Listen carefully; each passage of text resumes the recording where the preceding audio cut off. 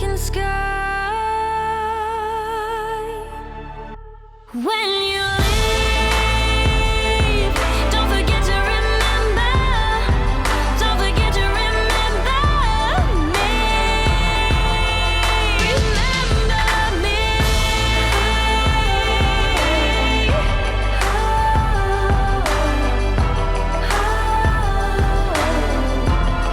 Remember me.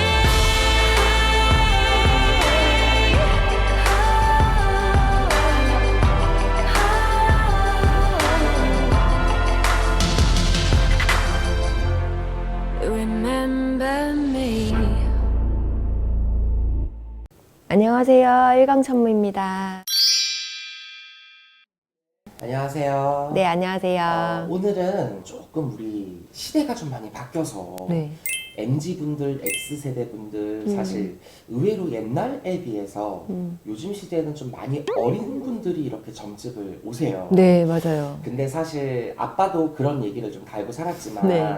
아 진짜 전복이 재미없다 네. 이런 얘기를 사실 무속인분들이 많이 했어요. 네. 그런 이유가 사실 너무 터무니없이 밑도 끝도 없는 점사를 기대하거나 네. 아니면 무당에 대한 어떤 화려한 겉모습만 보고 네. 너무 드라마틱한 점사를 네. 우주적으로 기대하면서 네. 찾아오시는 분들 네. 아니면 정말 우리가 옛날에 급하고 정말 힘들어서 이런 무속인 선생님들께 당장 대단한 도움을 받고 큰 조언을 들어야 되는 그런 경로가 아니라 정말 막연하게 이제 갓 20살 되신 분들이 벌써부터 노후의 운이라든지 벌써부터 결혼에 대한 운이라든지 네. 너무 인생 일대를 다 들여다보려고 하는 그런 기준점을 가지고 네. 점집을 좀 많이 투어를 하세요. 네. 이런 점민이 분들께 일광천무 무녀가 바라보셨을 때 좀 어떤 얘기를 좀 전달해주고 싶은지. 저는 이제 20대 분들은 솔직히 말하면은 실패를 한번 해봐야 된다고 생각해요. 20대 때 실패 안 하면은 언제 실패를 하겠어요? 언제 무너져 보겠어요?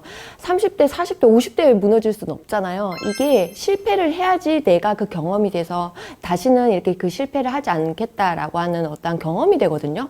근데 이 실패조차 하지 않으려고 조금 약간 찾아오셔서 어떤 직장이 낫느냐, 그 미래 남자친구는 뚱뚱하냐, 아니면 안경을 썼느냐 이렇게 질문까지 하시는 분들도 계시고 20대 분들이 나의 50대나 60대는 돈이 많은가요? 이렇게 하시는 분들도 계시고 그런데 제가 이 20대 분이 말 그대로 노력도 안 해, 공부도 안 해, 뭐 다 귀찮아해 하는 분들께 어떻게 50대, 60대 돈 많이 벌어요 라고 하는 대답이 나가겠어요. 근데 저는 사실은 이런 어떠한 이제 신과 관련된 문제가 아니었으면 저는 무당 점집을 아마 안 가봤을 거예요. 저는 신적인 문제로 아빠한테 갔기 때문에 일단 단순한 직장 이동이라든지 아니면 물론 실패를 좀 줄이겠다고 점집에 오시는 분들도 많은데 실패도 곧 경험이니까 아니면은 별로 심각하지 않은 부분과 단순한 문제로 또는 별로 그냥 유명하니까 한번 가본다 이런 문제는 솔직히 말씀드리면 점사 잘 안 나오더라고요. 말 그대로 약간 평이적인 답밖에 안 나가니까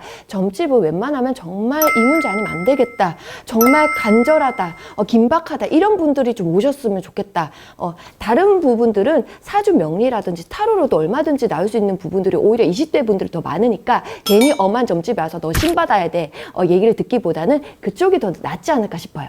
근데 사실 요즘에 이런 점민이 어린 친구분들이 네. 말한 것처럼 타로라든지 명리학이나 요즘에는 SNS로 굉장히 쉽게들 점을 봐요. 네, 근데 맞아요. 그걸 점사라고 하기 참 애매하긴 한데 네. 요즘에는 그런 점사를 봐주는 어플리케이션도 있어서 사실 젊은 친구들 입장에서는 아니 이렇게 타로라든지 명리학이라든지 어플리케이션에서조차도 우리가 원하는 답을 이렇게도 빨리 쉽게 주는데 하물며 신을 모시는 무당인데 왜 이렇게 우리에 대해서 줄줄줄줄 나와야 되는 거 아니야? 이렇게 생각할 수도 있어요. 옆에서 신이 얘기해 주잖아요. 뭐 저희 딱 보면은 바로 이렇게 무슨 말이 막 나오지 않아요? 이렇게 얘기를 좀 철딱서니 없이 하시는 분들이 있는데 어떻게 생각하세요?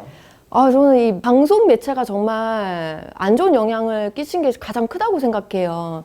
이제 젊은 분들이 옛날에는 20대 분들이 이 무당이라고 하는 부분과 법당을 굉장히 무서워했거든요.